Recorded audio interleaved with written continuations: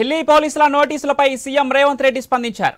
బీజేపీపై పోరాటం చేసే వారికి అమిత్ షా నోటీసులు ఇస్తున్నారని ఆయన ఆరోపించారు. సోషల్ మీడియాలో బీజేపీని ప్రశ్నించినందుకు తెలంగాణ ముఖ్యమంత్రినైన తనకు గాంధీభవన్ నేతలకు ఢిల్లీ పోలీసులు నోటీసులు ఇస్తున్నారని రేవంత్ రెడ్డి తెలిపారు. ఎన్నికలు వచ్చినప్పుడల్లా మోదీ ప్రభుత్వం ఈడీ, సిబిఐ, ఐటీ అధికారులను పంపిస్తున్నారని చెప్పుకొచ్చారు. ఢిల్లీ పోలీసులకు భయపడేది లేదన్న ఆయన దేశంలో కాంగ్రెస్ అధికారంలోకి రావడం ఖాయమని ధీమా వ్యక్తం చేశారు.